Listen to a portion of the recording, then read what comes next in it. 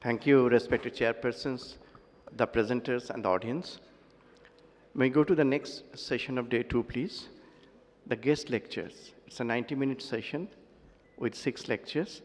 May I call upon the stage as chairpersons Dr. Buddhadev Mukherjee, Dr. Anil Misro, and Dr. Dhal, please. The time will be 12 minutes, followed by 3 minutes question answer. If the speaker takes more than 12 minutes, then question answer time will be cut. Can we have the first speaker, so that Dr. Shamitra Kumar is going to tell us about the new LDL lowering therapies.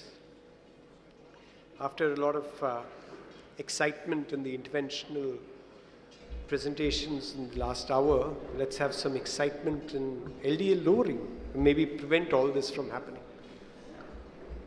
Thank you, respected chairpersons. The topic is little outlandish in a intervention meeting, and I thought I should sound aggressive to be in tune with the tempo. Absolutely. So, LDL lowering therapy. Why LDL? I mean, that should be the pertinent first question. Now, I couldn't get hold of a better slide than this. And you can see here that of all the lipid parameters, I mean, none is exactly linear with the risk of CVD. But the best linear relationship is shown by LDL and probably by non-HDLC. Even the much touted ApoA and ApoB, you can see it is not exactly linear, although the ratio as such may be a better reflection of the risk. So it is LDL that we must target above everything else as far as lipid parameters are concerned. Now, how do we classify current drugs? Of course, statins rule the roost, and there are a number of them, as you all know, I need not mention. And the only other one in the list to have shown outcome benefits is ezetimibe, and others are really in the also-ran category, and clearly, I mean, the bile acid sequestrants are not available in this country. The PPAR alpha activators are mainly triglyceride-lowering drugs, and nicotinic acid after the AIM-high and HPS2 Thrive fiasco has been really sidelined. So statins, what has been the story so far? Again, to sum up in a single slide, you can show here, you can see here that in the first year itself, there is about 9% risk reduction.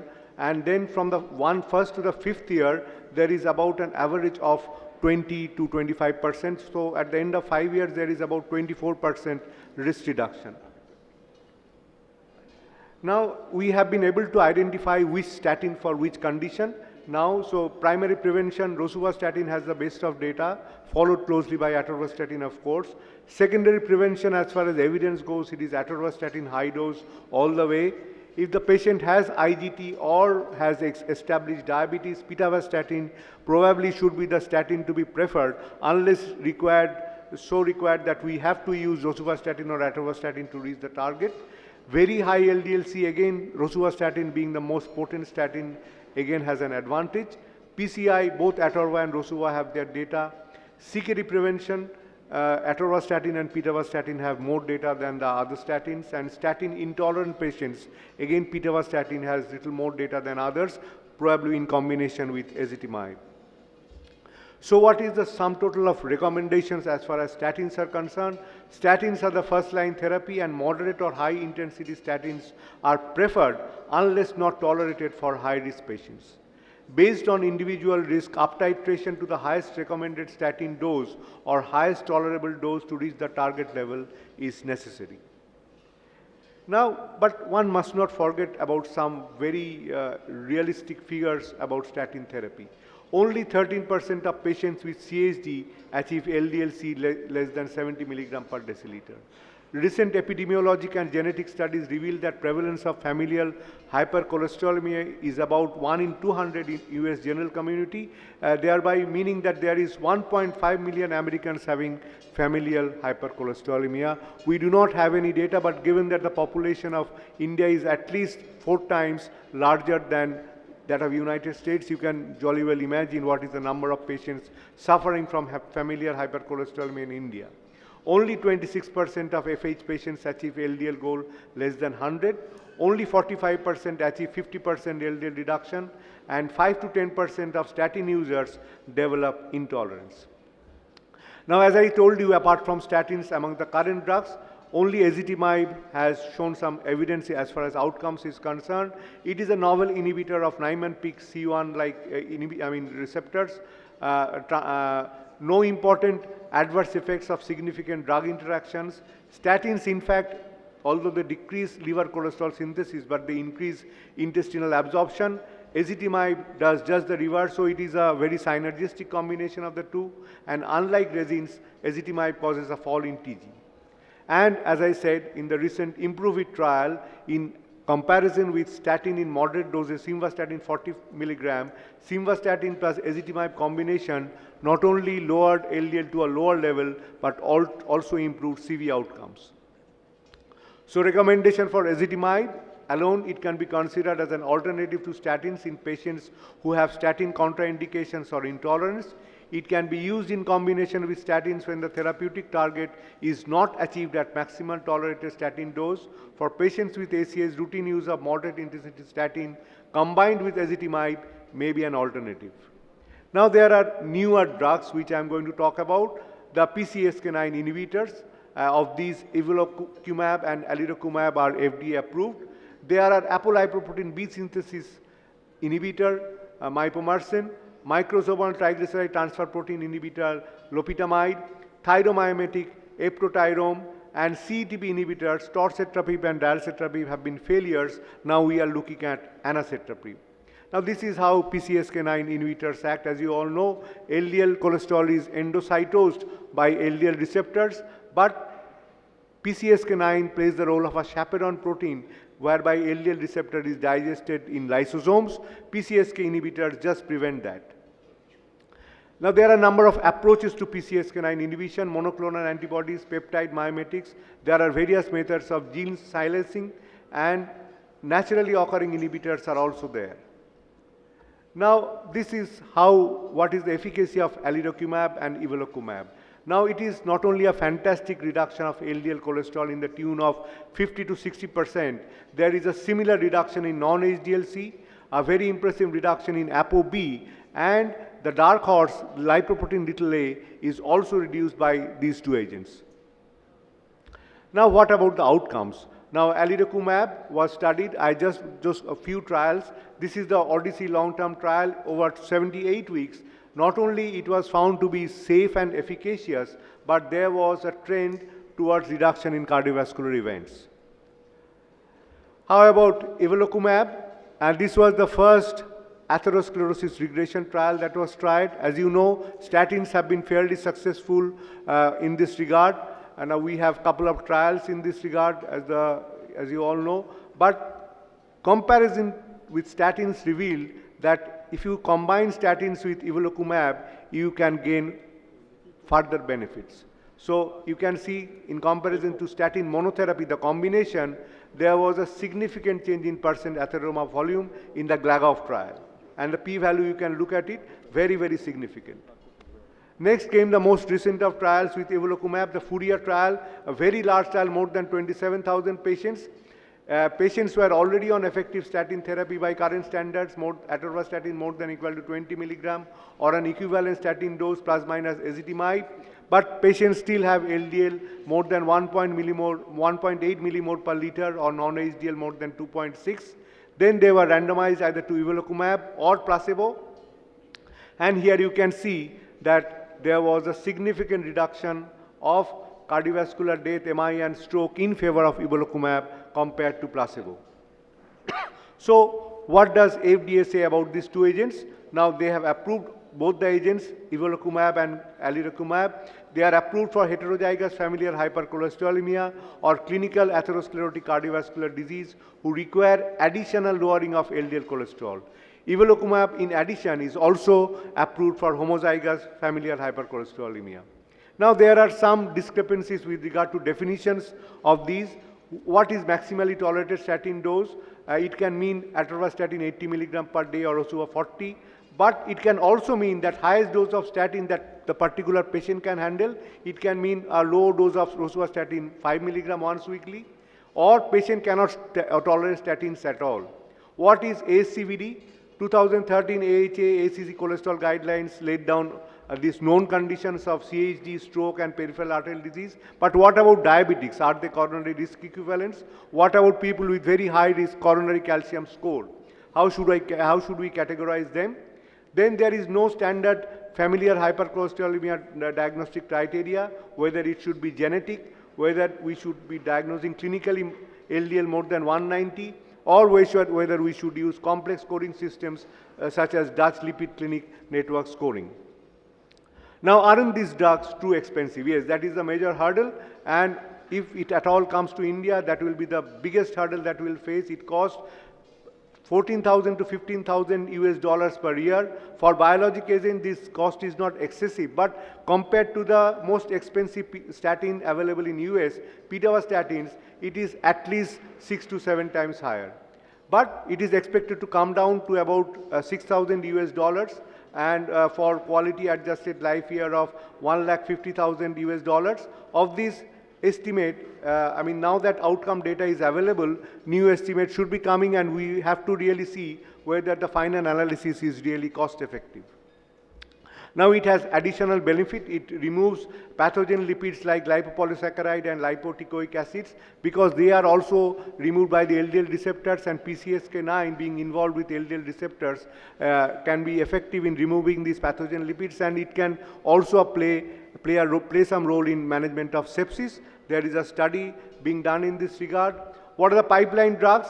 Bogosizumab, the Pfizer drug. Now it was prematurely terminated because of inconsistent LDL lowering in the SPIRE 2 and 1 and 2 trials.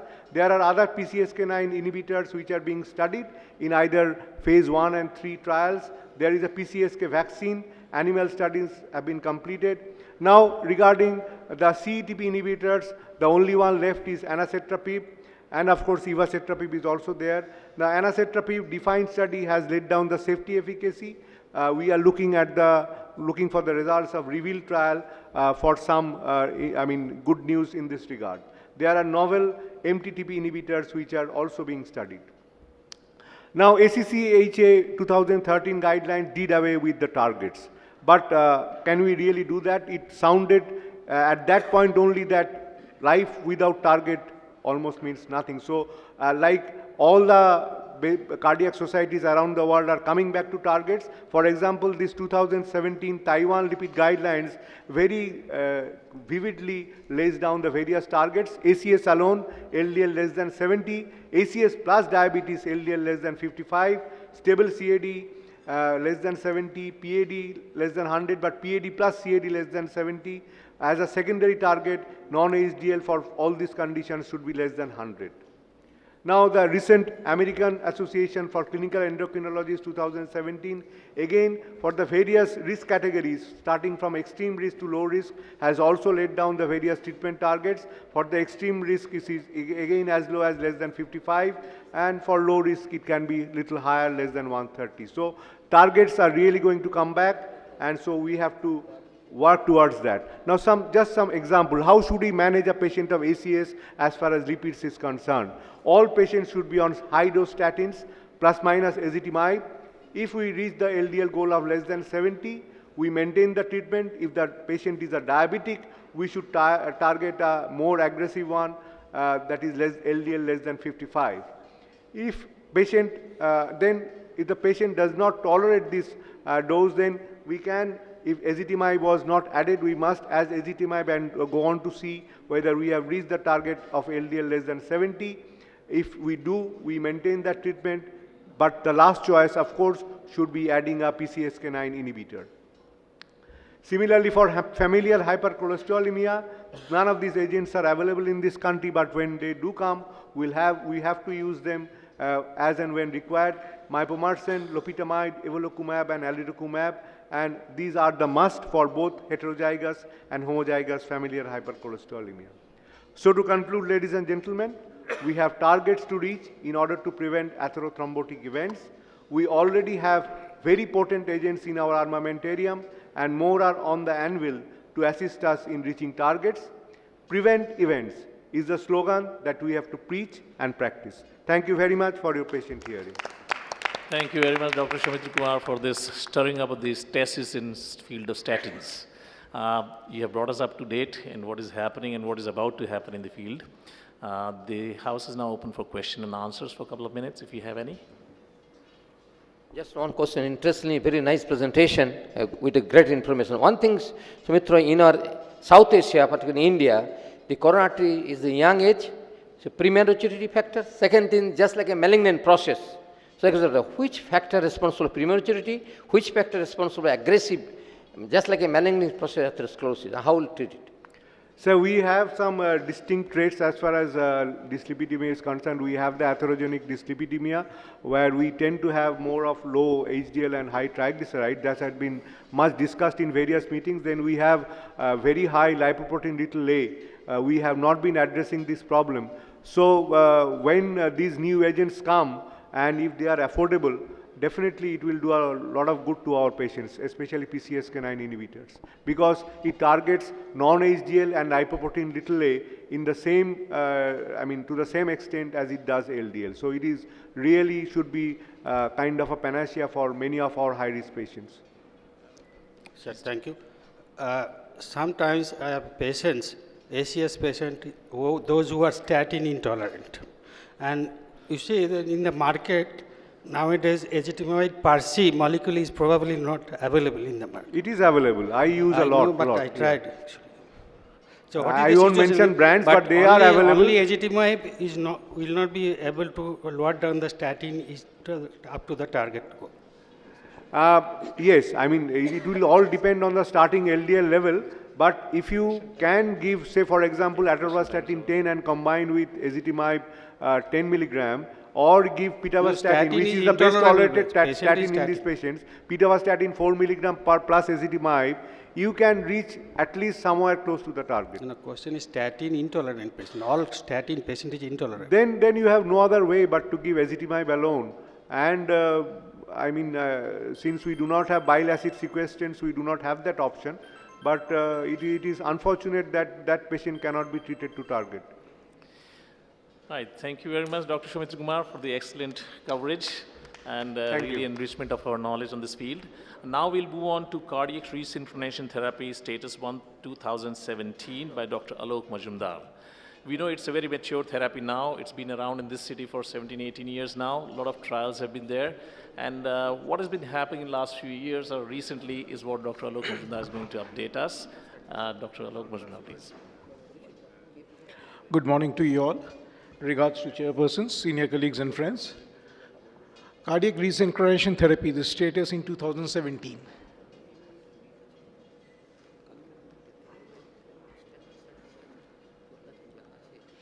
"20 years of CRT in real world have shown that heart failure has devastating effects on survival and quality of life. The CARE heart failure study had shown an annual mortality of around 13% in the non-CRT group. We all do know that achieving cardiac resynchronization means to pace RV and LV in synchrony with RA. The methods, of course, are epicardial and transvenous. Epicardial is reserved for transvenous approach failures. CRT status in 2017, I would be taking you through the newer indications and guidelines, reducing the number of non-responders by optimizing and maximizing biventricular pacing by having various algorithms incorporated in the device, proper lead placements, guidelines, new lead designs, which are having multi-point pacing, and MRCF designs. So one by one, who are the candidates? The ESC guidelines of 2013, which till a couple of years back were the class 1 indications, patients with heart failure who are in NYHA 3 and 4 despite optimal medical treatment, having an ejection fraction less than 35%, with LV dilatation in normal sinus rhythm, with LBB and QRS being more than 150 were kept as class 1A indication. Only if they had a functional capacity of more than a year, then it was CRT-D as the level of evidence B. Class 2A was in the same subset with a QRS of 120 to 149. ACC-AHA guidelines were, which had come out in 2009 and were being followed till very recent times, were almost similar, except for the fact in class 2A, they had incorporated non-LBB QRS greater than 150. However, the current guidelines, focused update of ESC guidelines after the newer trials, the MADIT CRT, the REVERSE and RAFT trials, which approved and recommended CRTs even in minimally symptoms patients of class 2, NYHA class 2. And the other point of difference was LV dilatation is no longer obligatory. So what does these indications say? Class 1A is patient of chronic heart failure with an LVEF less than 35 and LBB with QRS duration more than 150 in functionally class 2, 3 and ambulatory 4. Class 1B was LBB with QRS 120 to 150, everything remaining same. Class 2A was non-LBB with QRS more than 150, and class 2B was non-LBB with QRS between 120 and 150. So non-LBB has taken into, is being incorporated in the recommendations, and more importantly, minimally symptoms patients has been taken into these recommendations. CRT in patients with chronic heart failure with a QRS duration less than 120 is not recommended. That means narrow QRS are ruled out. Similar, FDA had made labeling changes in 2015, almost similar. However, they had brought down from 135 to 130 QRS and from 35 to less than 30. And an interesting thing was class 2B indication, even asymptomatic patients, that is those in class 1, if they're eligible by LBB and QRS criteria of ischemic etiology, can be put CRT as a class 2B indication. Again, the same thing, narrow QRS less than 120 is not recommended. We all do know that response to CRT in all the earlier trials had been around 70%, which means about 1/3 of the patients do not experience the full benefit of CRT. And there are various drivers to this non-response, some of which are patient-related, some of which are device-related, like suboptimal AV timing, arrhythmias, anemia, less than 90% pacing, suboptimal LV positioning, suboptimal medical therapy, so on and so forth. So various algorithms have come out, of which one or two I will discuss to optimize the device-related problems. Let us talk about what does effective CRT diagnostic algorithm mean. Now, we all know that through a programming, we would get the number of pacing counters. And at the same time, we all do know that a high percentage of biventricular pacing is associated with improved CRT response. However, the presence of pacing stimulus does not imply full capture. So if a patient has this effective CRT diagnostic incorporated in the device, then the EGM, like in this example, EGM shows 6 beats. All the 6 beats are biventricular spikes followed by capture. However, if you have an effective CRT, it uses this unipolar electrogram to evaluate a negative deflection, which implies when a paced beat is effective. So through a normal diagnostic counter,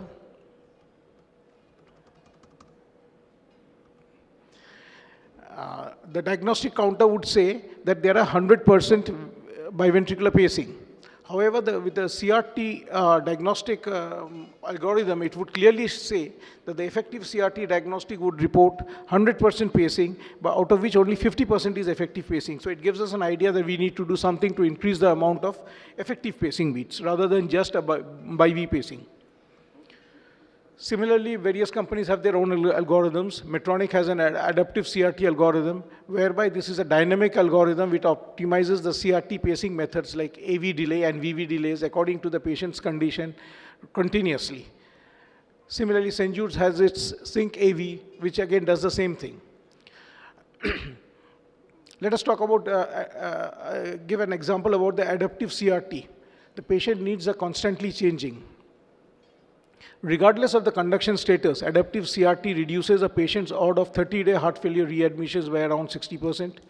It reduces the risk of atrial fibrillation by around 50% and increases effective LV pacing.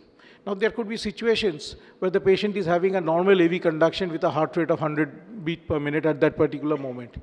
It could be a situation where there is prolonged or blocked AV conduction with a heart rate greater than 100. Or it could be the patient is having an intermittent atrial fibrillation.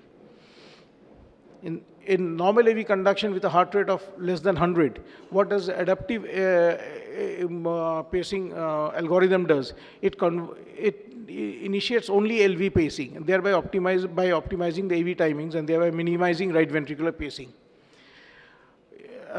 When there is a prolonged PR or a blocked PR, it would do an adaptive biventricular pacing. Similarly, if the patient has atrial fibrillation, it increases the effective CRT delivery by about 15%, increasing the rate. So this is something we have. When there's normal, it is a LV pacing only. If it is a prolonged AV conduction, we have a BIV pacing. And if it is during atrial fibrillation, it would increase the rate and still maintain a narrow QRS. So that is about the algorithms in short. The technology of improvements in the leads, we all know when we started this, we had the unipolar leads. Subsequently, the bipolar leads came up. And now we have these quadrupolar leads. From all the companies have their own quadrupolar leads. What do these quadrupolar leads do? They were introduced to overcome the problems of phrenic nerve stimulation, which normally occurs about 37%. High pacing thresholds is a problem in the LV lead. Lead dislocations is again a problem, and unfavorable lead positioning. These are taken care of by the quadrupolar LV lead. The 2015 updated guidelines had given us certain guidelines about the LV lead positioning. They have said that select the CS branch from LAO and RAO view, advance the CS lead with or without the over-the-wire system, and make sure it is placed in a middle of the lateral vein or the posterior mid-lateral position. Always select a basal position, never towards the apex, and never go where the LAD would be. Always go where the obtuse marginals would be. LAO is the best view to distinguish the lateral positions, and RAO view is the best view to detect the basal as well as the apical, differentiate from the basal and the apical positions. Now, the MADIT CRT trial had shown categorically that non-apical positioning of the lead is the best. In fact, patients whose LV lead was placed distally had a 1.64 increased risk of death or heart failure hospitalization, and 2.6% increase in risk of mortality. This is the usual trend that we try to go deep in as near to the apex to feeling it would give us a more stability, but then the non-apical position gives us the best benefit. Still, there are some non-responders. Multi-point pacing is a reality. Multi-site pacing is an experimental whereby you put 4 electrodes, 2 in the coronary system, as is seen here, one in the LV middle cardiac vein, another is the LV posterior lateral vein, and the usual RA and RV. However, the multi-point pacing is now a reality, and the newer models all have this multi-point pacing. Multi-point pacing delivers programmable 2 pulses from the quadrupolar LV lead per pacing cycle, resulting in a more effective and uniform ventricular contraction, capturing a larger area, improving the depolarization, repolarization, and thereby improving the CRT response. Just an animated form of the waveform that in the traditional lead, this is how the waveform would go, a disarray of contractions, and with the quadrupolar lead, the contraction would be very synchronized. And finally, the MR compatibilities have come up. The MRI is now considered the standard of care for soft tissue imaging, and it is the fastest growing area in diagnostic imaging. Almost 40 to 50% of the CRT patients would likely need an MRI over the coming 4 years. So we do need now, CRT patients need to be on MR protections, and both against the 3 Tesla, which provides a better imaging, and against 1.5 Tesla. The MRI access models, no restrictions are there. You have scan duration in terms of number of scans, in terms of R wave amplitude, and in terms of pacemaker dependency. These models are very much available by various companies now. So I think, as in 2017, the CRT, the take-home messages are CRTP or CRTD is a highly effective treatment for properly selected patients as recommended in the updated guidelines of 2015, both by ESC and ACC. To minimize non-responders, individual optimization by various algorithms in the newer devices. Quadrupolar leads help in overcoming the various issues of low threshold phrenic nerve stimulation and lead dislodgement. Non-apical placements in the lateral or posterolateral CS vein is recommended to achieve proper target site activation and reverse remodeling. Multi-point pacing through a quadrupolar lead helps in synchronize larger areas of simultaneous activation of LV and RV, and MR-compatible models against both 1.5 and 3 Tesla machines are now available. I'll just take 2 slides. This is one of our patients who had undergone a CABG in 2007 with an anterior wall infarct and a very low ejection fraction. Patient started having angina, and we repeated the angiogram and saw that 2 of his grafts are functioning okay, but the RCA had gone into, the RCA graft had closed. We attempted, 5 years down the line, we attempted PCA, and this is what we could achieve. We achieved a complete revascularization of the RCA territory with very good blush. So we had thought that the patient would now improve. Thereafter, we followed him on the belief that now that we have opened the RCA and a good amount of viable myocardium. Just one last slide. It's not moving. Can you help me? Go to next, go to the top and next. Just a moment. Click the next. Okay, right. So we took him up for CRT to improve his LV functions. The RV lead was placed, and with an Amplas A1, we located the coronary sinus. We put in the LV lead, as shown here. And then, keeping the sheath so as not to disturb the LV lead, we placed the RA, and this was the final picture. The patient now has not only angina-free, he's also symptomatically much better. His ejection fraction has gone up after the CRT has been added. Okay. Thank you so much. Thank you very much, Dr. Majumdar, for nicely updating us on what's happening. It's a very exciting field. It's mature therapy, and a lot more is coming on the way. So in 2018, we'll hear a lot more about newer things coming. Now the house is open for questions for next couple of minutes.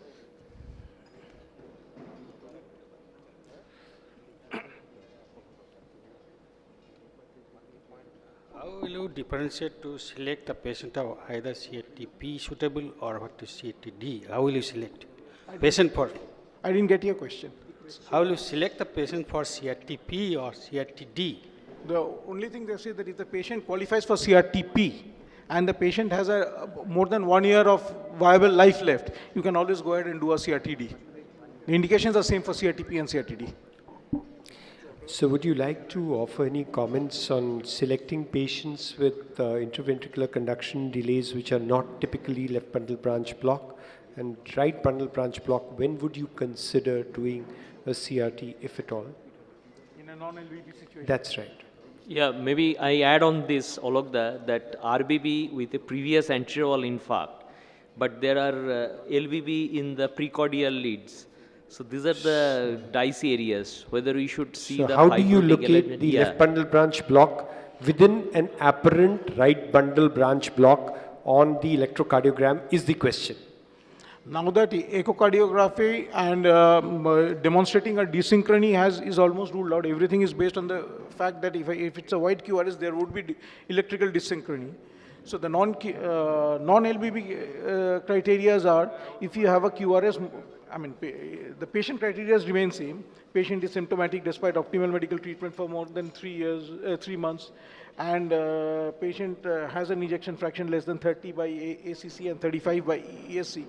Under this criteria, if you have a non-LBB QRS more than 130, and patient continues to remain symptomatic, I think you can go ahead, even if it's without LBB. I'll just add on to that. There are newer things now developing, like mechanical desynchrony is being used more and more to select out the non-responders who could respond, and using the QLV timing where you're implanting the device. That could be helpful, and sometimes, as you said, multi-site pacing could change the situation as well. But a QLV would be a good clue. In all of us, in our implants, and this is our refrain even to the industry which supports these deployments, is that everybody is very happy when you get into a posterolateral vein and leave a lead there and praise that the lead doesn't come out by the operator's misdemeanor towards the end of the procedure. But I think we should start looking more carefully at QLV to actually demonstrate better benefit. And my question actually related to telling the house as to how you would see whether there is a left bundle branch block even when you're looking at an obvious right bundle, and there are some notching signs which have been described, and there is a superior axis, and of course any QRS more than 180 could qualify if that is what I had wanted you to probably with time they have become so liberal. They are reducing the QRSs. Right now it's 130. But if you really see, 10% patients will be hyper responders. 25 to 30% patients will be non-responders. Despite whatever. Everything else will fit in somewhere in the middle. Maybe this mechanical desynchrony could improve with this quadrupolar lead system. Yes and no, because mechanical desynchrony was given a The prospect trial was a very poorly conducted study with too many variables being addressed at the same time. And whenever you are making a prospective trial with assessing so many variables by so many different operators, so many different equipment and so much of differences in the protocol, you're not likely to get a successful result. Thank you very much, Dr. Mojumdar, for your elaborate and nice Thank you, sir. discussion. Now, next topic in this session is a case of recurrent atrial fibrillation treated by radio frequency ablation, no other than by Dr. Ravindranath Chakraborty, who is well-known cardiologist and famous cardiologist and interventionist and doesn't need any introduction. I request Dr. Chakraborty to start the deliberation, please. Thank you, Chairperson, and organizers, especially Dr. Soumitra and Shuni Banerjee, for organizing such a wonderful, very much clinical-oriented cardiology meeting, which we seldom find these days. Atrial fibrillation is a very relevant topic, I perceive, and I just go through some cases and some of my own experience, which may be helpful in this forum. So this is a gentleman who is 65-year-old, who is presenting with episodes of palpitation, weakness, and lightheadedness. And he describes his symptoms, which have been occurring for 3 times each day for about a week, and severe and debilitating symptoms. The patient has been diagnosed with diabetes, hypertension, sleep apnea, and is taking the following medications like lisinopril, metoprolol, and insulin. His blood pressure is 145/90, heart rate is 85. He is overweight, and his average height, chest on auscultation, normal variable heart sounds, and irregular rhythm. Abdominal examination is essentially normal. This is the electrocardiogram. So clearly what you can see that this is irregular RR interval with no obvious P wave. There's very abnormal waves in between the RR interval, and this is a clear atrial fibrillation. And this is a slide which I always get fascinated with this slide. And this is the first published ECG evidence of atrial fibrillation. And you'll be surprised that today atrial fibrillation accounts for about 1/3 of all patients who are being discharged with arrhythmia as a primary diagnosis from the hospital. And out of the total hospitalization because of arrhythmia, atrial fibrillation probably accounts for highest number of hospitalization. Because this is related to age, and there is a relative risk of stroke and high risk of embolism, even if you do cardioversion. We know today that atrial fibrillation is paroxysmal when the duration is less than 7 days and may be recurrent. It is persistent when it fails to self-terminate more than 7 days but can be terminated by cardioversion. It is permanent when the duration is more than 1 year and cardioversion either failed or has not been attempted. It could be lone atrial fibrillation, it is paroxysmal, persistent, or permanent atrial fibrillation without structural heart disease. So it is extremely pertinent for all of us to recognize. So when you see an atrial fibrillation, whether it is paroxysmal, persistent, permanent, or long, this is something called long persistent, and lone atrial fibrillation and structural heart disease. Atrial fibrillation is an arrhythmia which is unique in the character that it has got a number of substrate presenting with one presentation, and that is atrial fibrillation. The substrate could be hypertension, could be cardiomyopathy, could be ischemic heart disease, could be rheumatic heart disease, could be hypertrophic cardiomyopathy, but presentation with atrial fibrillation. But clearly, the management of the substrate is entirely different in each subgroup of the patient. But having said that, the complication of atrial fibrillation perhaps remain the same and perhaps much more morbid depending upon the substrate. So these are the substrates which you all are aware of: hypertensive, ischemic, valvular, pericarditis. We have been reading it for years together ever since we were medical students.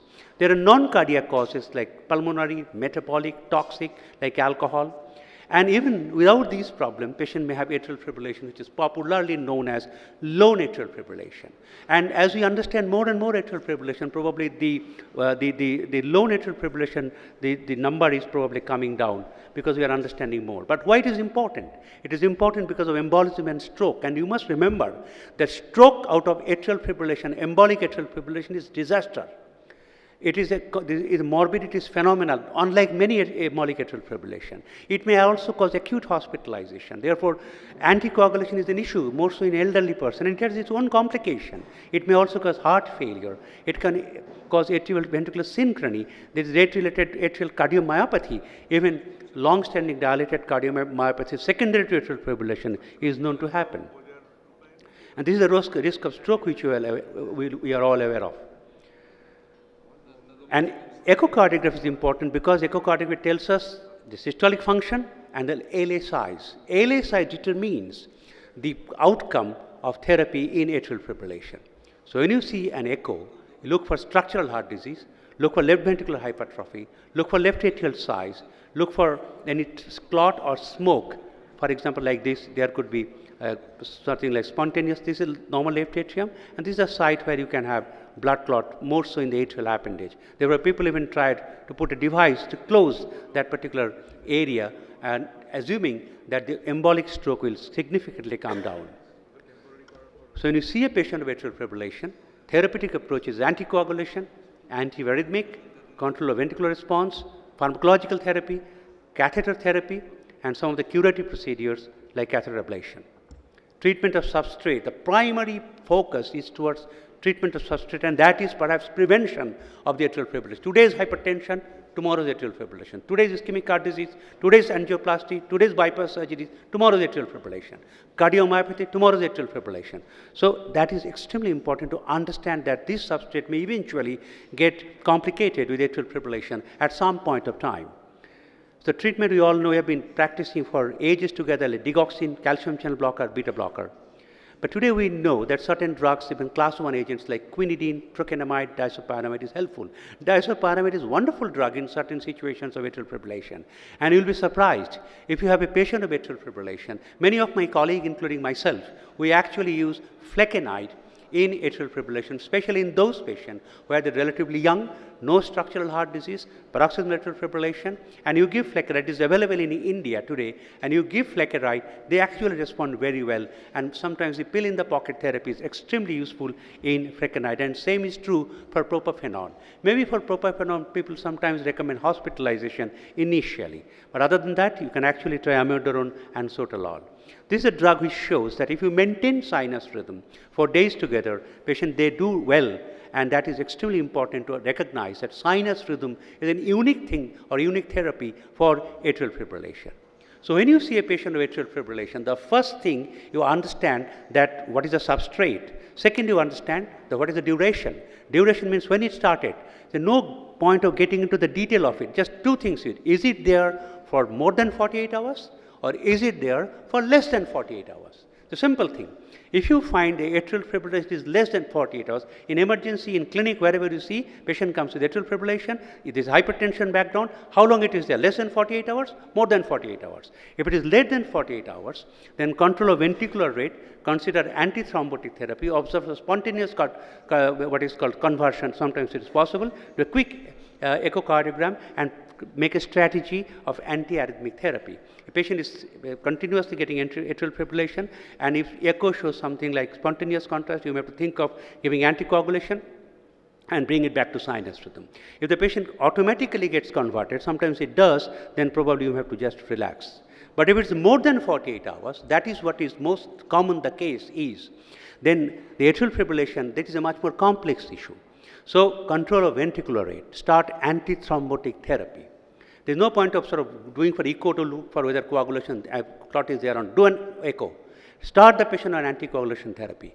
Then you find out that what is a structural heart disease. Then you do this kind of algorithm that duration is less than 1 year, more than 1 year, warfarin therapy, cardioversion, antiarrhythmic, no antiarrhythmic, and finally make a strategy which I'm going to talk in next few slides. So antiarrhythmic therapy advantage is high efficacy of some patients, sometimes with low cost and non-invasive. Disadvantage, high recurrence rate, high long-term cost, non-curative. So a lot of adverse effect, particularly amiodarone. And some of the drugs may actually could be potentially proarrhythmic. If you have a structural heart disease, and if you give something like class 1A antiarrhythmic drug, you may treat atrial fibrillation, but you may actually cause proarrhythmia like ventricular arrhythmia. one has to be aware of that. So proarrhythmia can be a factor when you treat atrial fibrillation by class 1A antiarrhythmic drug, more so in patients with left ventricular dysfunction. So the rate control is extremely important in atrial fibrillation. And this is the data. This shows that if you improve the ejection fraction, this is a patient who is 36-year-old man, the ejection fraction is low, but with rate control, with sort of cardioversion, patient is sinus rhythm. You can see clearly the ejection fraction is improving over 8 months of time. Similarly, another patient, 80-year-old gentleman, a lady, with a 8-year-old lady with chronic atrial fibrillation, after sort of controlling the rate, even with the rate control, the ejection fraction improved.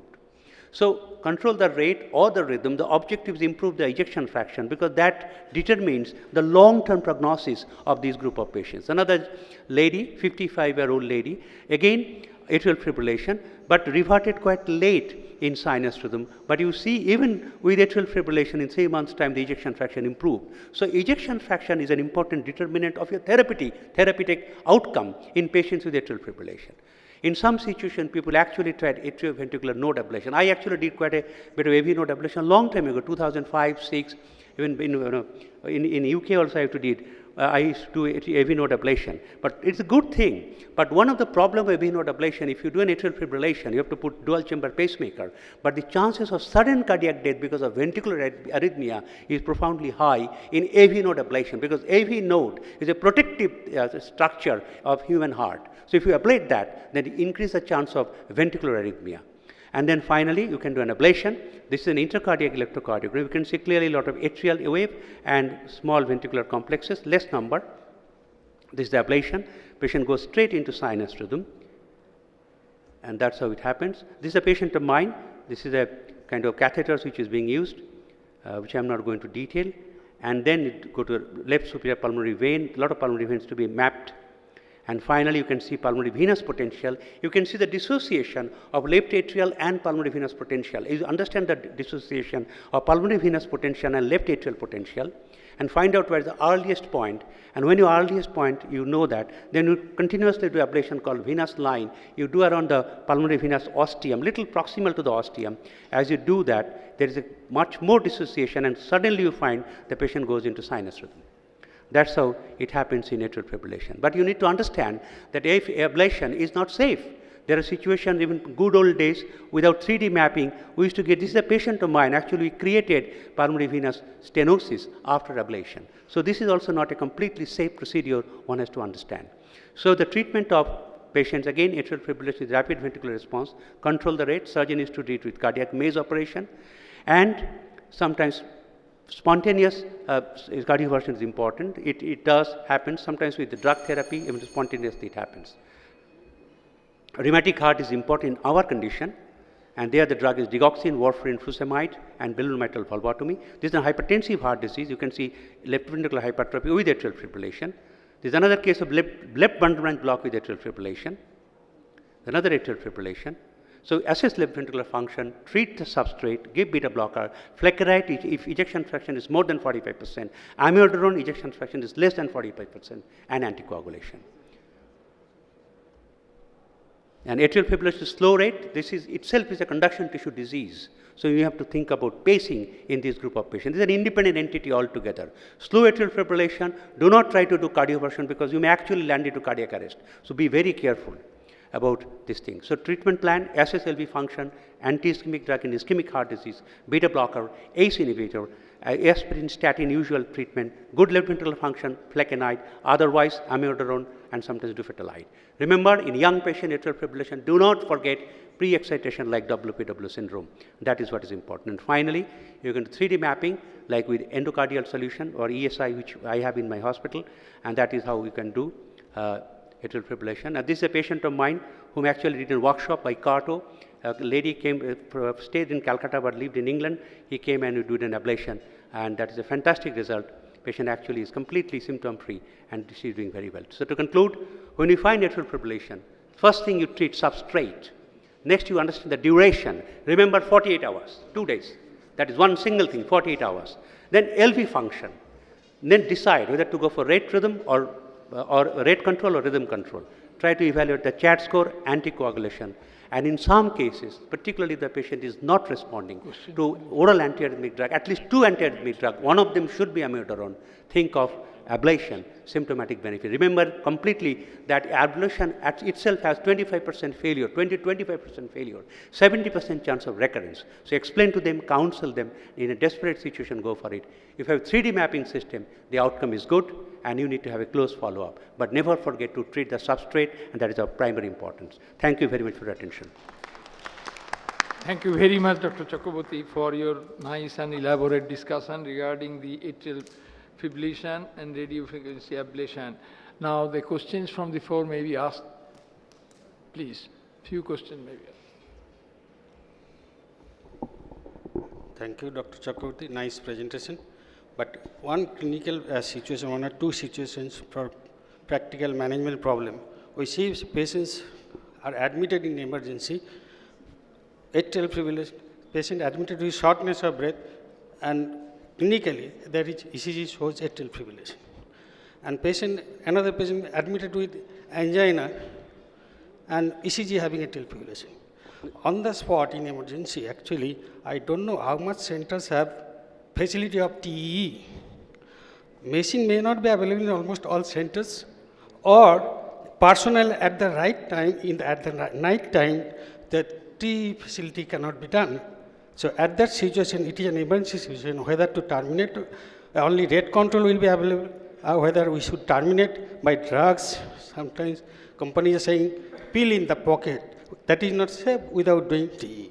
So at that situation, what to do, what will be the plan of management in this group of patients? Good question. One is the first thing that if the patient comes in emergency, obviously this is not the routine situation. And in that environment, you may not get echocardiography, as you said very rightly. Most important is clinical. If you see that patient is just not well for a few sort of hours or so, then obviously you do not hesitate. Patient is completely well. And most important, find out what is the background. If the patient has rheumatic heart disease, completely different. If the patient has got a hypertensive heart disease, different. If it's a known patient with ischemic heart disease, post-CABG, atrial fibrillation, the chances of sort of coagulation is very high. Then probably do not go for sort of shock straight away. You think of the other things. And if the patient is hemodynamically unstable, blood pressure dropped, then you don't have any choice, isn't it? You have to bring it back to sinus rhythm. But if the patient is stable hemodynamically, and if you do not have facility to evaluate, and if you think the duration is more than 48 hours, if you think the substrate could be something like dilated cardiomyopathy, then you try to control the rate with probably beta blocker, and then next day when you are free, then you do an echocardiogram, find out what is the clot, and then proceed accordingly. Sir, if I think of giving my patient flecainide chronically, should it be given under the coverage of beta blockers? Yes, absolutely. That's a very good question. Beta blocker, because we all know that what flecainide does, it reduces the atrial rate and the atrial sort of, the refractory period. It smoothens the atrial refractory period. Therefore, the atrial sort of electrical activity becomes smooth, but it enhances the AV conduction. Therefore, although the atrial fibrillation may get controlled to sinus rhythm, but the AV conduction will increase, the heart rate will increase. So almost always combined with beta blocker, almost always. So recommended dose is beta blocker, something like 50 milligram, and flecainide, something like 50 milligram twice daily. In addition to that, you also give pill in the pocket therapy. That's how sort of I've been practicing. I think now many of my colleagues are practicing. So this is a wonderful drug, excellent drug. I sometimes feel we don't have intravenous flecainide. If that is available, that would be further but wonderful. Sir, when should a patient often ask us, what should be the duration of his palpitation before he considers himself taking a pill in the pocket? With those 4 pills or 6 pills? Right. I think the first thing what is important is you educate the patient. You say that, this is what is going to happen. If you feel uncomfortable, then, you have already taken flecainide and beta blocker routinely, but still you are getting palpitation, which happens many times. And then you wait for about 10-15 minutes. If you feel uncomfortable, then you take a pill. And you'll be surprised, a lady of my patient who is quite sort of, I'm seeing for many years, and that lady is now 84-year lady. She's so educated, she just takes the pill and immediately goes off. There's so many patients. You need to educate them, very important. Talk to them, explain to them. That is very important. Right. Thank you very much. I think we'll call it now a day for this topic because we are running a little late. Thank you very much, Dr. Chakraborty, for excellent coverage. we are now moving on to a field of antidotes for NOACs. Now, NOACs have been around for a while now. We are all using them regularly in our clinical practices. And one of the main worries was the bleeding. We had only had general measures to deal with them, but now we have antidotes available. It's my pleasure to introduce Dr. Dhiman Kahli, my friend and colleague, to talk about antidotes on NOACs, the current status. He has also been a part of one of the investigators in the trials, international trials for antidotes of NOACs. Dr. Dhiman Kahli. Thank you, Anil, for your kind introduction. And respected chair, distinguished ladies and gentlemen, and faculties from abroad. So Shomitra actually requested me 36 hours before that somebody is not coming, so I am just presenting on behalf of him. It's not moving. So these are the, landmark phase 3 trials of NOACs, of the different NOACs, like RELY with dabigatran, which was published in 2009. Then came the ROCKET-AF trial with rivaroxaban in 2010. And then Aristotle trial with apixaban in 2011. And lastly, there is a fourth drug, which is edoxaban. Actually, Eugene Braunwald was the PI of this edoxaban trial. So this non-vitamin K antagonist or oral anticoagulation, the tide continues to come in, and there are some more investigational drugs of the NOAC family. But one of the problems with these NOACs is that when they produce bleeding, there was no antidote to this group of drugs, in contrast to the vitamin K antagonist like warfarin. So that was one of the problems, and therefore people were worried how they can use these NOACs in the absence of any antidotes. So this is the EIICCON guidance on the management of bleeding, recommends idarucizumab use in patients on dabigatran. There is a small history of idarucizumab. It was an investigational agent, and the trial was antidote trial. I was also a part of the trial, and we had some practical learnings from this trial, that the incidence of bleeding with dabigatran is too low, because at least 100+ patients get dabigatran for long, maybe more, but the incidence of bleeding was very low. And China and India were part of this trial, and there were many investigators with many centers. And we had to keep this drug, idarucizumab, at a very low temperature, -70 degrees. And we had to monitor the temperature even on Sunday, because we have got a very good clinical trial team. But what we found that I could recruit only one patient with dabigatran bleeding, and that was also referred from another good hospital, Peerless Hospital, to us, with hemoglobin going down to 7 grams from 14 grams. And we gave dabigatran along with FFP and other things, and within 3 hours of giving idarucizumab 2 boluses of 2.5 grams each, the bleeding stopped and the patient improved. The patient was on several inotropes, and his ejection fraction was 35% and had an embolic stroke due to atrial fibrillation, followed by NOACs were given, and the patient had a bleeding, and bleeding from GI tract and severe bleeding, so that his hemoglobin came down by 7 grams. And from China there was no recruitment, and before the trial ended, another patient was recruited from Medanta. So we had a solid lesson that what we think about bleeding with this NOACs is really very low, and it was very difficult to get a patient with bleeding due to dabigatran. So this is the EIICCON guideline regarding the NOACs, and inquire about last NOAC intake, blood sample to determine creatinine clearance, hemoglobin, WBC, etc. Inquire with lab about possibility of rapid coagulation assessment. And in mild bleeding cases, just discontinue the drug and reconsider concomitant medication.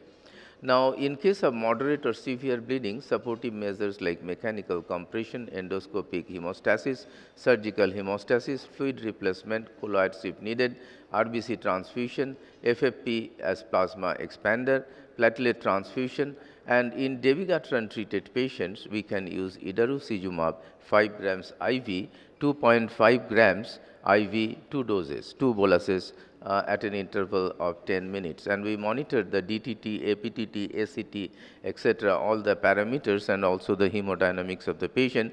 But this is an extremely safe drug, And in life-threatening blades for dabigatran treated patients, we first give idarucizumab 5 grams IV, followed by PCC 50 units per kg plus 25 units per kg if indicated, and APCC 50 units per kg and factor 7A where it is available. It's not available in our city, but dabigatran is available in our lab and we use it, and actually we get referred patients as well. And this data was presented in the vascular and thrombosis meeting in June 2015 in Toronto, and it was presented and accepted, and thereafter FDA has given approval to this molecule as an antidote to dabigatran. Unfortunately, we haven't got any antidote to the other NOACs like apixaban, edoxaban or rivaroxaban. Now, issues to be dealt with: emergency surgery, and one was management of severe or life-threatening bleeding. So, some patients on NOACs like dabigatran need emergency surgery like acute cholecystitis, etc., and those were the group of patients included in this trial. Now, we are innovative, and you can see first we had VKS for 44 years and there was no other drug for this as anticoagulants. Then came the NOACs, but with the difficulty that there is no reversal agents, but then we get at the third stage NOACs with reversal agents. And so what are the specific reversal agents for NOACs available? Idarucizumab we have discussed. Studies in healthy volunteer was done first, and then study in patients requiring urgent surgery or with major bleeding from any of the orifices. And it was submitted to European Medical Association and also to FDA and others in 2015, and approval was received in October 2015 after the June meeting in Toronto, and by EMA next month in November 2015, and it is widespreadly available. But unfortunately, DCGI has not yet given approval to this molecule. Another molecule in the offing is andexanet. This is not approved by either FDA or EMA, and so cannot be used in any country. This targets factor 10A inhibitors, and studies in healthy volunteers was first done, followed by in patients with major bleeding only, started in January 2015, much late after this idarucizumab molecule, and it was submitted to FDA in December 2015, but FDA has delayed the approval till August 2016, and bleeding on, and in EMA it was submitted in next year, August 2016, and no accelerated approval granted. Another molecule, now one of the good things with this andexanet molecule is that it is effective against not only rivaroxaban or apixaban, also against edoxaban, and also against the low molecular weight heparins like enoxaparin, etc., fondaparinux, etc. The third molecule in the offing is siraparanta, and its target is again universal. So phase 1 trial is completed with this molecule, and phase 2 trial is ongoing. So until the phase 2 trial is finished, we cannot give it for the approval. Now, this is how the molecule idarucizumab actually acts. This is the mechanism of action. Now, we are not specialists in thrombosis, so details we don't want to discuss, but dabigatran, the affinity of idarucizumab for dabigatran is 350 times more than of dabigatran to thrombin. And this you can find that the other molecule, andexanet, it has got an affinity for anti-10A drugs, and siraparanta is also anti-10A and some other mechanisms. So this was followed by an article in NEJM, and it is available online. And idarucizumab binds strongly and rapidly to dabigatran, and the binding affinity for dabigatran is 350 times higher than dabigatran to thrombin. Rapid binding of dabigatran to idarucizumab occurs, followed by slow offset of dabigatran from idarucizumab, and it forms a complex with dabigatran that is essentially irreversible, and is really a very good drug from the different studies and trials which we have seen. Idarucizumab was designated as a specific reversal agent for the anticoagulant activity of dabigatran. As we can see, it's a humanized antibody fragment, Fab, and specific to dabigatran, binding affinity to dabigatran is 350 times higher than dabigatran for thrombin, resulting in essentially reversible binding. No endogenous targets, and ready-to-use solutions for IV administration, very easy to administer, immediate onset of action, no intrinsic procoagulant or anticoagulant activity, and idarucizumab dabigatran complex is eliminated also quickly by the kidney within a few hours. Now, this is a multi-center, open-label, single-arm phase 3 study with idarucizumab, and you can find there are two groups of patients. One group had bleeding, uncontrolled bleeding, which were treated by dabigatran, because the indication for this drug is moderately severe to severe bleeding, not mild or moderate bleeding, where the hemodynamics is affected.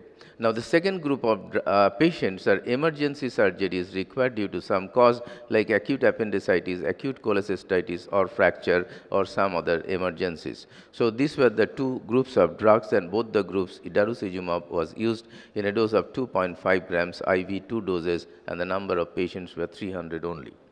Idarucizumab provided immediate, complete and sustained reversal of dabigatran anticoagulation in healthy volunteers too, and mean clotting times were reversed to baseline immediately after end of idarucizumab infusion. Reversal of dabigatran anticoagulation was sustained over measurement period, and no procoagulant effects were there. Now, these are the group A patients with different types of bleeds, as you can see: intracerebral, subdural, subarachnoid, GI bleeding, and non-GI, non-ICH bleeding like pericardial, intramuscular, retroperitoneal, intra-articular, etc., etc.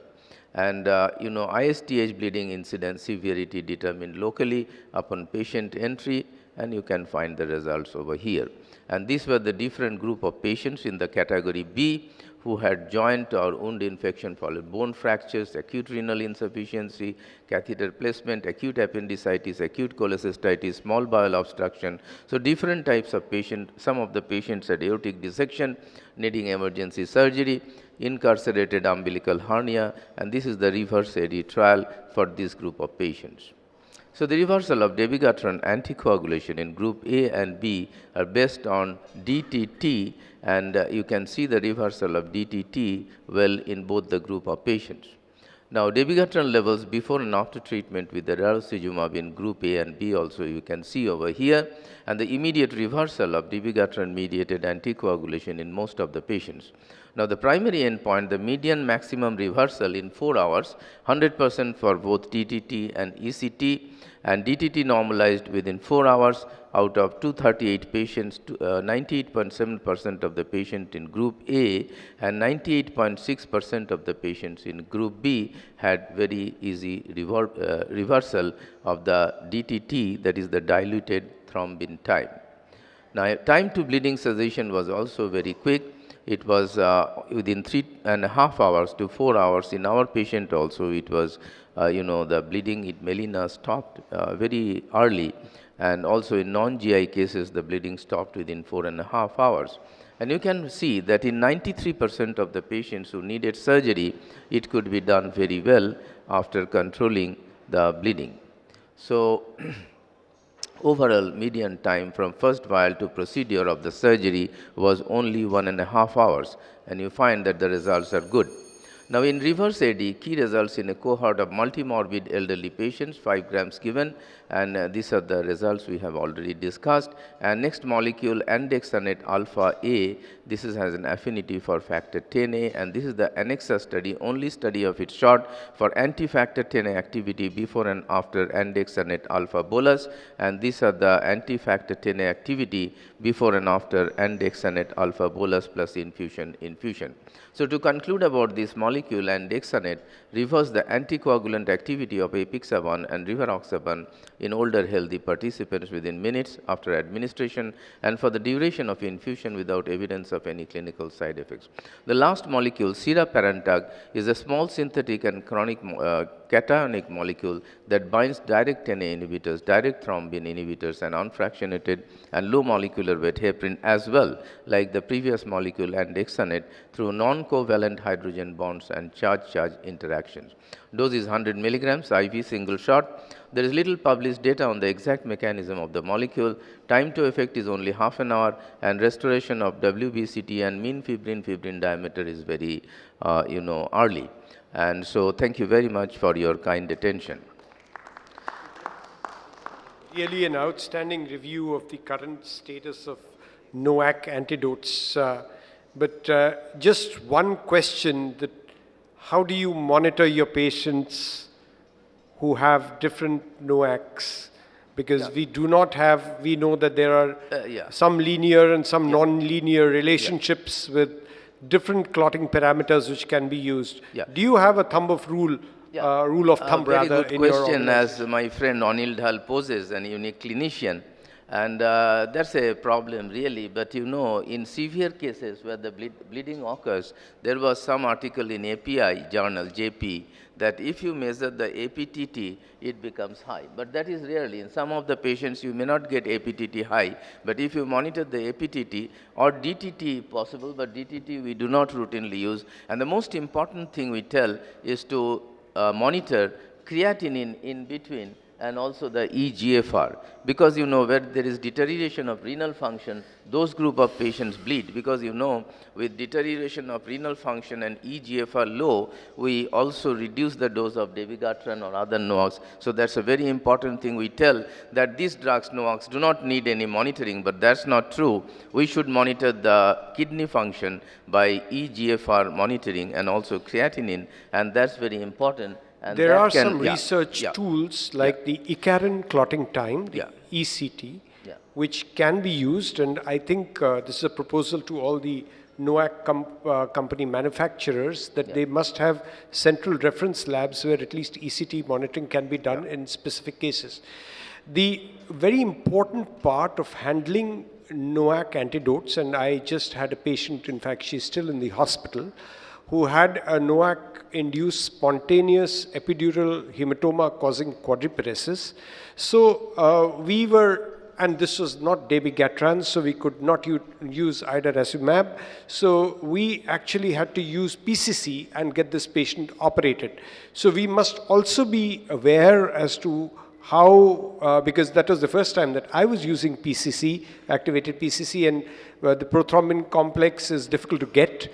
It is difficult to use, it makes a blue solution, and these solutions have to be mixed and they have to be administered in a certain fashion. And so there has to be a little more reasonable education and awareness spread about the use of PCC in these patients.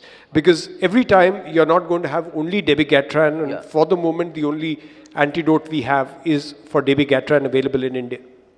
Yeah, very important observation, But I told about DTT. So while the organizers are rushing us down to ground, thank you very much. We thank Dr. Dhiman, and now it's my proud privilege to welcome one of the most erudite Indian cardiologists.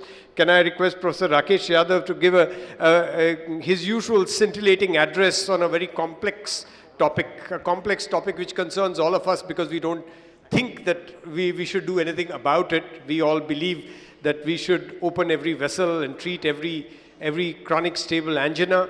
But I'm sure Rakesh, as we all know, is a senior professor in All India Institute of Medical Sciences. He's an electrophysiologist, interventional cardiologist par excellence. And he also has, I would say, been involved in the administration of All India Institute. He was the sub-dean, if I recollect. And he does a whole host of academic activities. So over to Rakesh. Thank you for a very kind introduction. Ladies and gentlemen, I am a substitute, but I will try to fulfill the requirement. And I'm going to discuss what is an unmet need for the management of chronic stable angina. I'm not going to discuss the stable coronary artery disease. Here, I'm going to discuss how are the new drugs by which you can manage certain cases in which angina is not controlled by conventional therapy.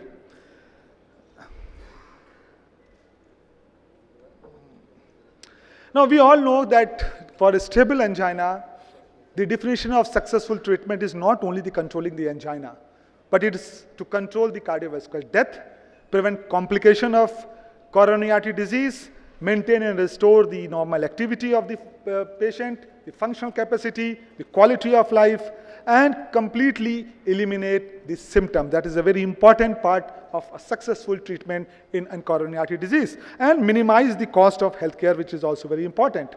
And to achieve this goal, we have 5 fundamental, complementary, and overlapping strategies. And these strategies are: first, to educate the patient, identify and treat the condition, effectively modify the risk factors, use evidence-based pharmacological treatment, and use revascularization appropriately. Now, this is a guideline for chronic management of the stable angina, and A, B, C, D are the 5, which is very well said. A for give aspirin or anticoagulation and anti-anginals, B for beta blocker, control of blood pressure, control of cholesterol, cessation of cigarette smoking, your diet, and control of diabetes, education, and exercise. And this is the recent algorithm of chronic stable ischemic heart disease. I'm not going to discuss the algorithm, but in this algorithm, there is a 4 group of drugs which is being used: an anti-anginal, statins, beta blocker, calcium channel blocker, and nitrates. These are the first-line therapy in management of angina in chronic stable coronary artery disease. Now, let us go to 3 scenarios in which we can add, why we should add other anti-anginals in which other options are not clear.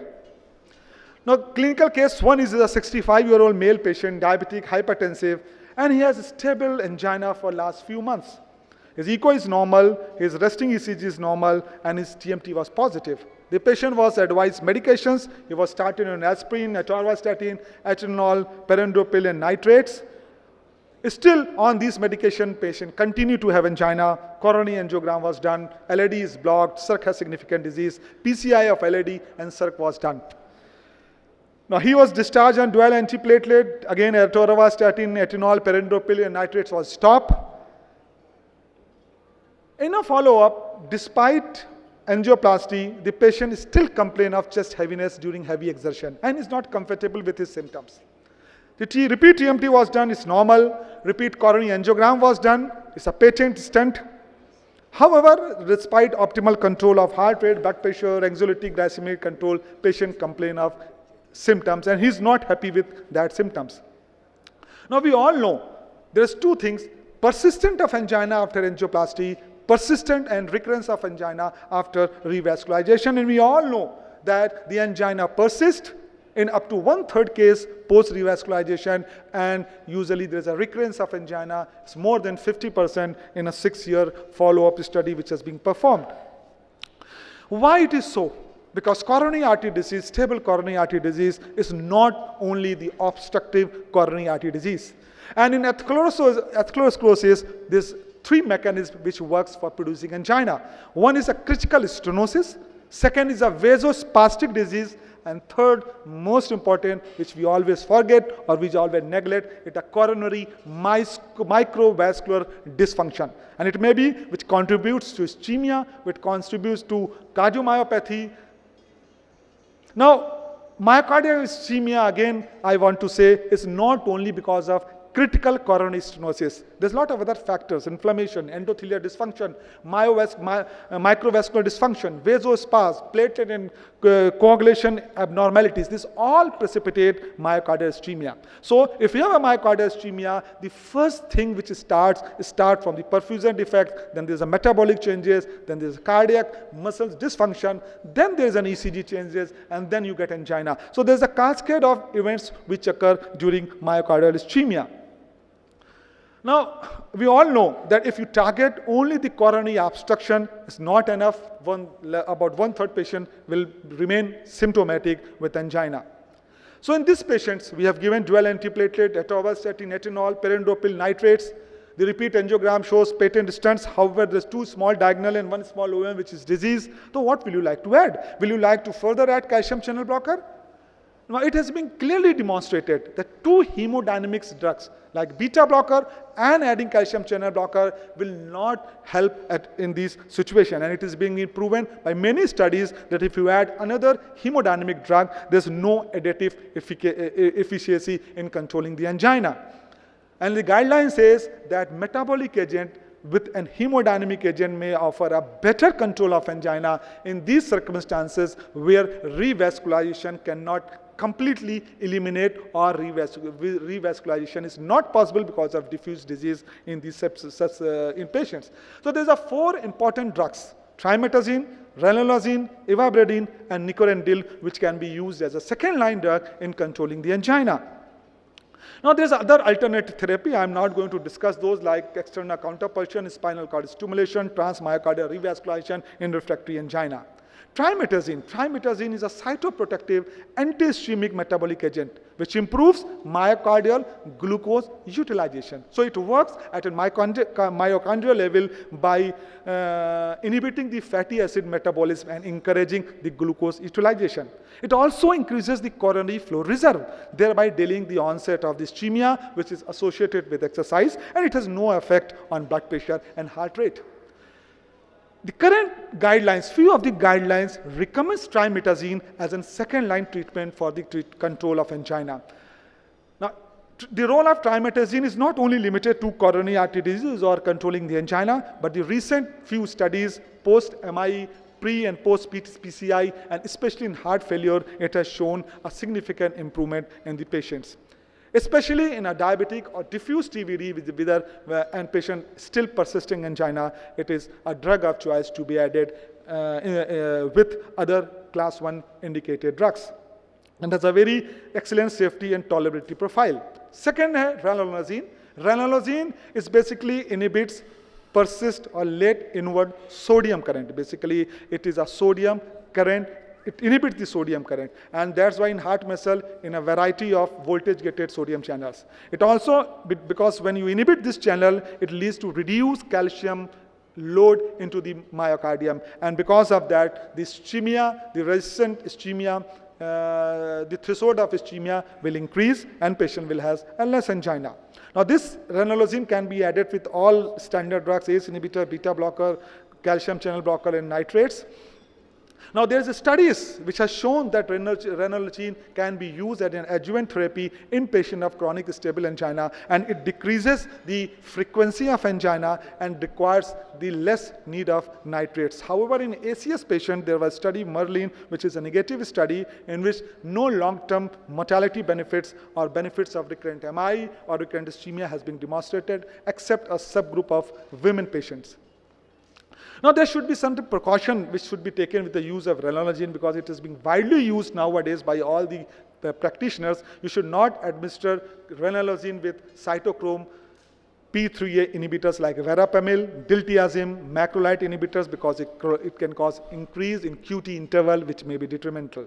And especially in renal and hepatic impairment, you should reduce the dose of ranolazine. Ivabradine. Ivabradine acts with a funny channel. It's a funny channel, and it decreases basically it acts on sinoatrial node. And it is one of the most important ionic current for regulating pacemaker activity of the SA node. So ivabradine basically decreases the sino node activity, that's why it decreases the heart rate. Now, if you add ivabradine with beta blocker, it produces a dose-dependent decrease in exercise, improving exercise tolerance and time to develop the ischemia during exercise. However, ivabradine is more effective when the resting heart rate is more than 70. You should not give ivabradine with beta blocker if the heart rate is controlled. Now, the concomitant use of verapamil and diltiazem with ivabradine should be avoided and should be given in extreme monitor condition. Nicorandil. Nicorandil stimulates cyclic GMP. So it acts via cyclic GMP or also activates potassium ATPase channel. Now, nicorandil has dual anti-anginal effect. It behaves like a nitrates by dilating the coronary vessels, and it's also give an anti-anginal effect by potassium ATPase channel agonist. So if you give a low dose of nicorandil, it will dilate the coronary, but the higher plasma concentration has an additive effect by reducing coronary vascular resistance by increasing the potassium ATPase channel opening. And nicorandil is being shown to be effective in stable angina alone or in combination with other anti-anginal drugs. There is some study which has shown that nicorandil has a stabilized coronary plaque. Especially in a diabetic patient, you should be cautious when you are using sulfonylurea. Do not use nicorandil with sulfonylurea. So, If you have to add in first case scenario, I will not like to add calcium channel blocker, rather I will like to add one of these drugs, trimetazine. And the patient was added with a trimetazine and the symptoms improve markedly and patient remain asymptomatic. The second case scenario, 80-year male, hypertensive 3 months, 3 years, angina on exertion, in severe activity. He was treated with aspirin, statin, ACE inhibitor, beta blockers, and nitrate SOS. The patient remained asymptomatic for a long time. Then is a recent deterioration. Now patients say, I am not crippled with angina, but I am not comfortable with my angina. He refused to do angiogram. So what are the current indications? If we have used the first line drug, like beta blocker or calcium channel blocker, and if the patient still remains symptomatic, and patient after adding long nitrates, you can add a second line drugs. And what are the second line drugs? These 4 drugs which I have explained are the second line drug for giving in these patients. Now Indian guidelines also suggest that these second line drugs can be and should be added when the first line drug, optimal first line drugs are not going to decrease the angina and patients remain symptomatic in these situations. About beta blocker, it is very clear that beta blockers improve the survival in post-MI patient and patient with LV dysfunction. However, there is no large evidence that in chronic stable angina, beta blocker improves the survival. However, the beta blocker is a very important drug in decreasing the angina in these patients. And I have already told there is no additive benefit of adding other hemodynamic drug. In this current scenario, in these 80-year-old patient, I will like to add ranolazine, and this patient improve on ranolazine and has done better. The third case scenario, a 55-year-old male, dyslipidemic, hypertensive diabetic, he has a bilateral hip replacement on these medications and started having angina. Now the patient TMT is positive, echo is normal, all investigations are normal, but one thing, he has a heart rate of 90 per minute. His blood pressure is controlled, but despite optimal medications, his heart rate was 90 per minute. The patient was added on aspirin, beta blocker and nitrates. The angiogram was done. Angiogram showing a distal PLV disease, tight LED disease. FFR was done. FFR was positive. Sorry, LED disease was borderline. FFR was positive, so PCI of LED was done. Though the patient said that there's slight improvement in angina, but patient was not completely avoid of angina. The patient came on follow-up, the long-term nitrates were added, but it has gone some benefit. Patient remained symptomatic, just 1 minute more. So, because the resting heart rate is not able to control, even with 150 milligram of metoprolol. So, we have added the ivabradine. With ivabradine, that resting heart rate came to 62. The patient exercise capacity improves. Systolic blood pressure remained normal, and he remained angina-free because he has a small diagonal which is disease, distal PLV, PD which is disease. So, the patient's adding ivabradine in this situation helps the patient. So, why we have chosen ivabradine? It is only because the patient's heart rate is not optimally controlled with a large dose of beta blocker. So in this situation, add ivabradine, which will bring down to the heart rate, and the patient will benefit from the angina. So in summary, newer anti-anginal drugs are useful in relieving angina in chronic stable angina patients. Selection of these drugs should be based on patient profile, presence of comorbidity, mode of action of these newer anti-anginal drugs, and its contraindication, uses, and acceptability. Thank you very much for your kind listening. So the topic is open for discussion. Any questions, comments? Dr. Jadhav, may I ask you one small thing? We all know that ivabradine only works in sinus rhythm. Is there anything happening anywhere in the world by trying ivabradine in atrial fibrillation? That is very true. Ivabradine increases the frequency of atrial fibrillation. So if you are giving ivabradine and patient has a past history of AF, I will hesitate to give ivabradine because it has been shown that AF frequency increases with ivabradine. So ivabradine basically do not work in AV node. It only works in sinus node. Only works in sinus node. So any update that you would like to add on the treatment of refractory vasospastic angina, new drugs like Fasudil, hydroxyfasudil, these are new drugs which are available?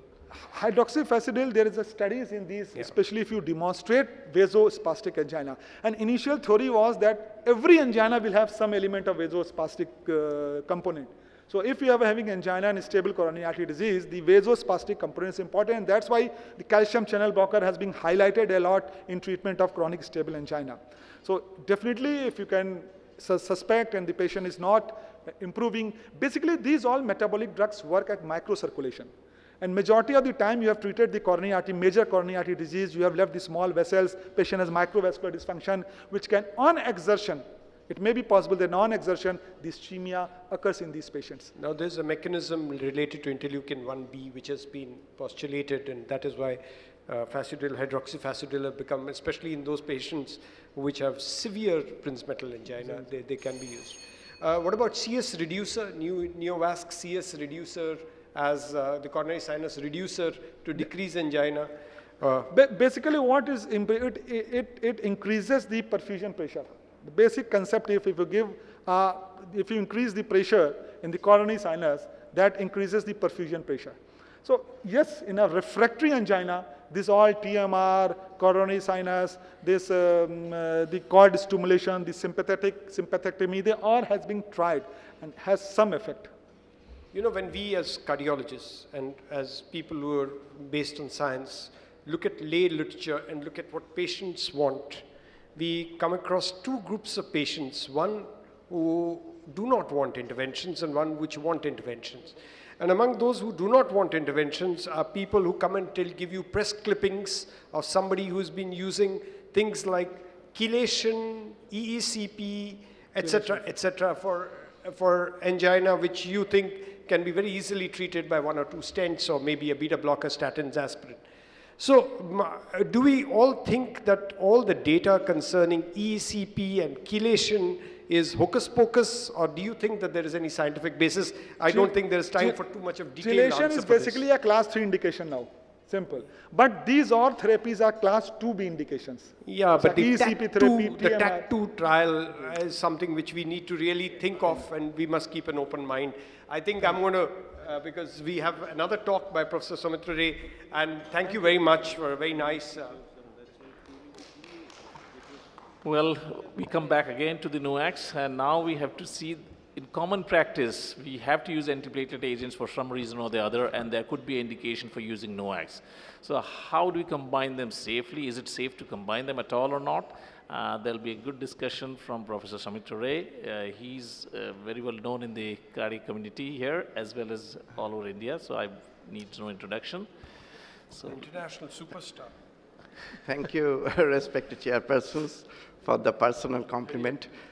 For next 12 minutes, I'll talk on how newer oral anticoagulants interact with antiplatelets. We know oral anticoagulants work on the left side of the slide, and dual antiplatelet work in the right side of the slide. And you know I don't waste time on this.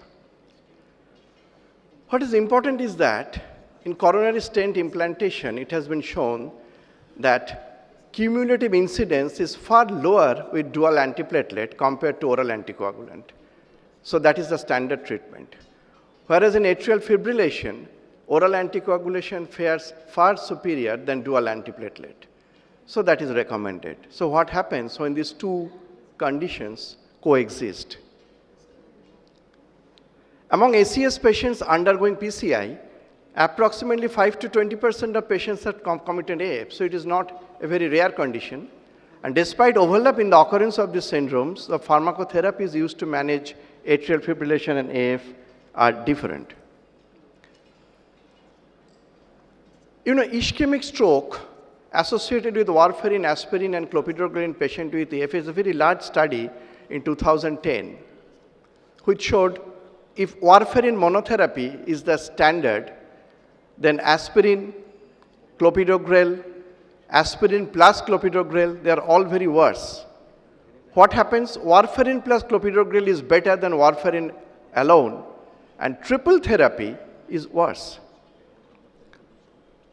Bleeding associated, everything is worse compared to warfarin.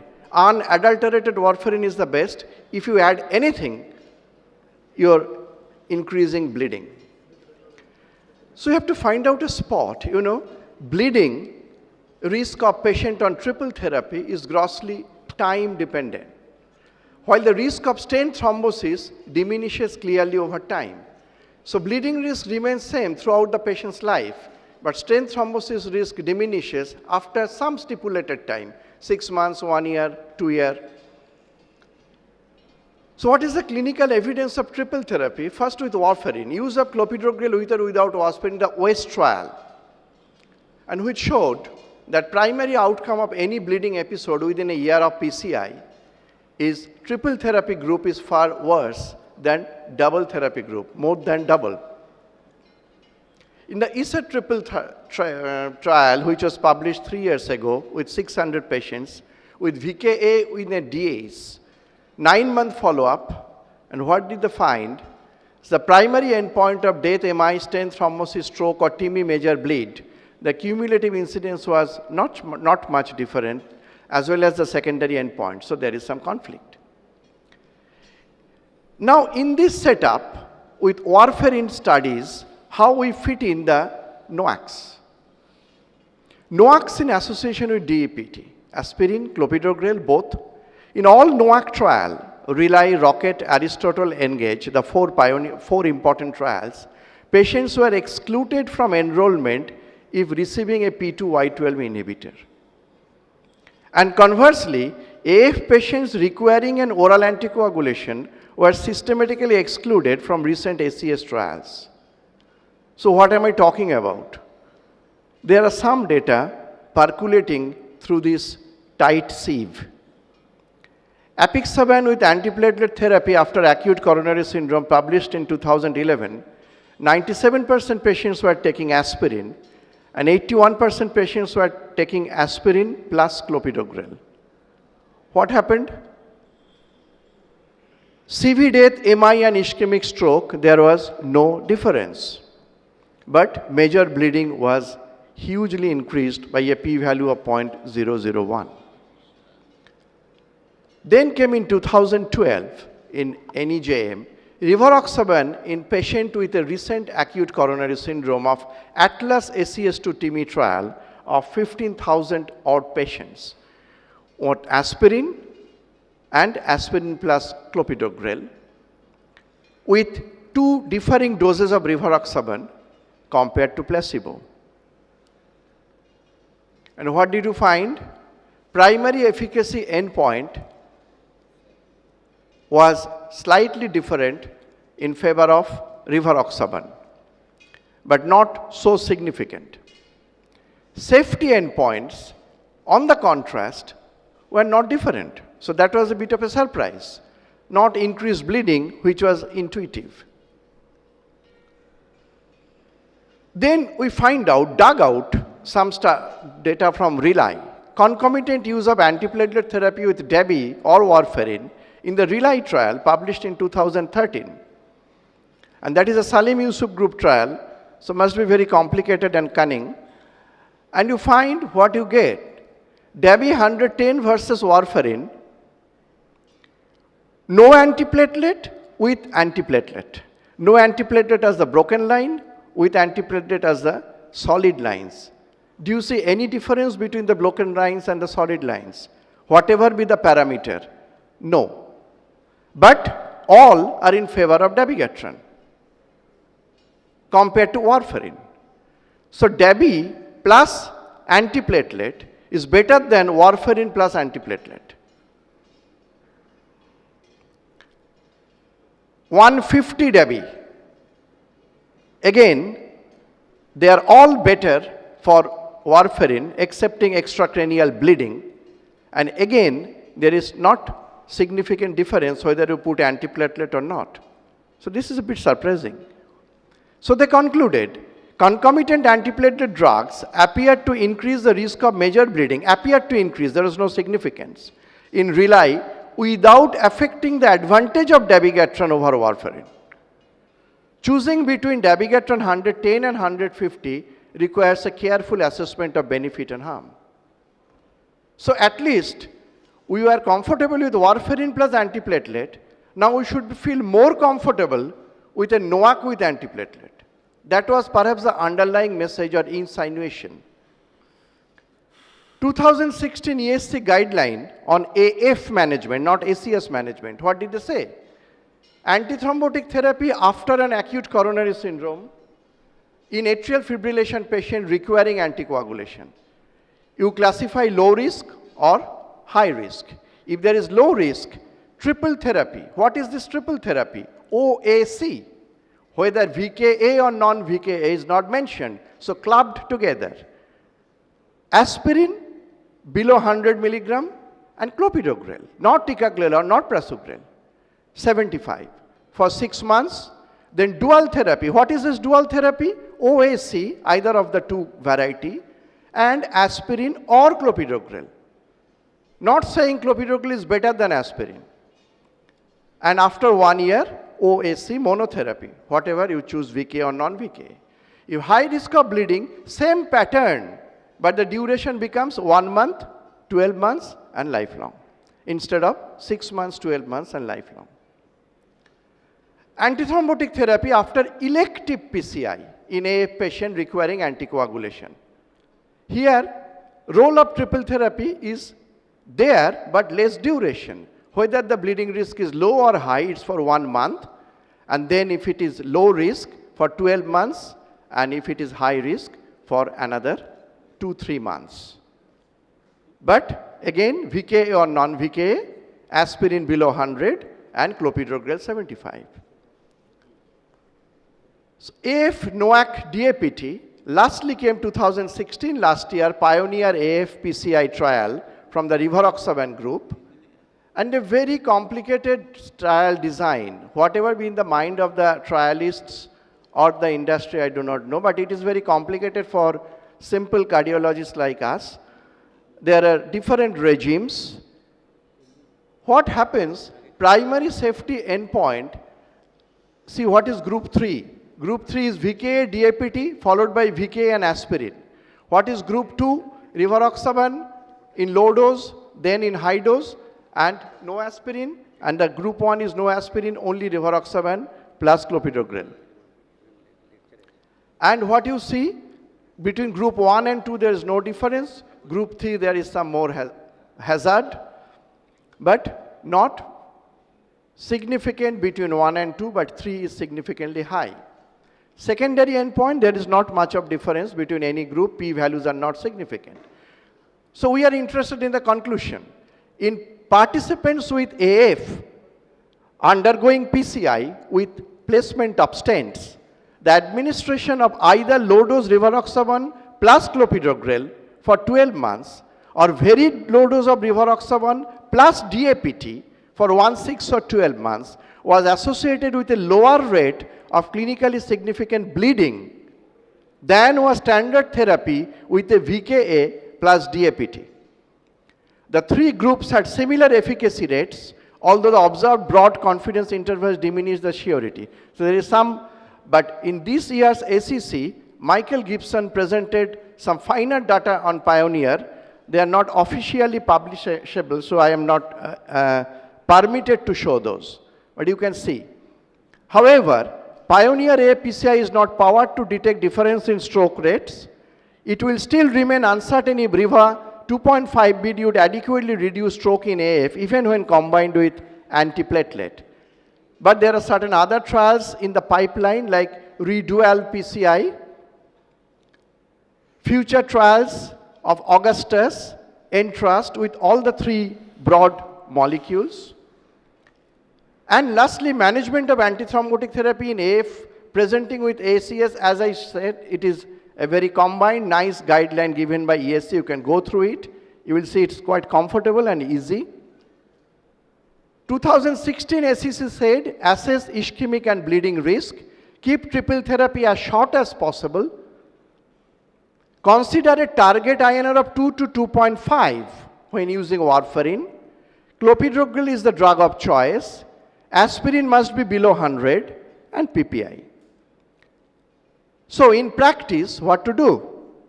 Personalize antithrombotic therapy according to stroke risk, bleeding risk, clinical setting, ACS versus selective, stent type, DS versus BMS, time from PCI ACS. Prefer the lower tested dose for stroke prevention in AF. Like for Debbie, you choose 110 BD. For Riva, you choose 15 rather than 20. For Apixaban, choose 2.5 BD than 5 BD to minimize the risk of bleeding. Clopidogrel instead of others, new generation DES over first generation, and use the radial approach, minimizing chance of excess bleeding. Thank you.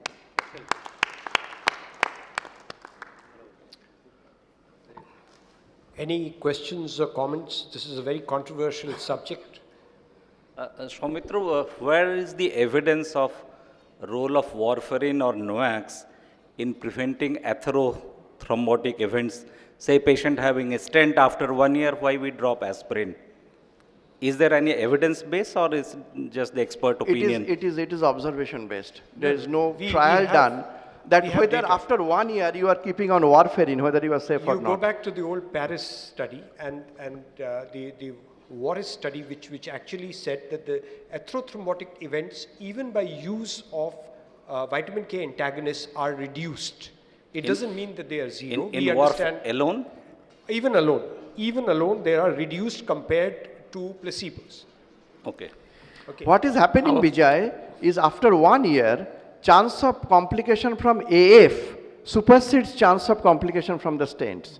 So there your thrust of treatment is on AF rather than getting 2 and increasing the chance of bleeding. The issue of using 2.5 milligram of rivaroxaban came because after PCI, there is still a reasonable amount of residual thrombin burden and generation. And it was for this hypothesis that 2.5 milligram was used in the Atlas DIMI 51 study.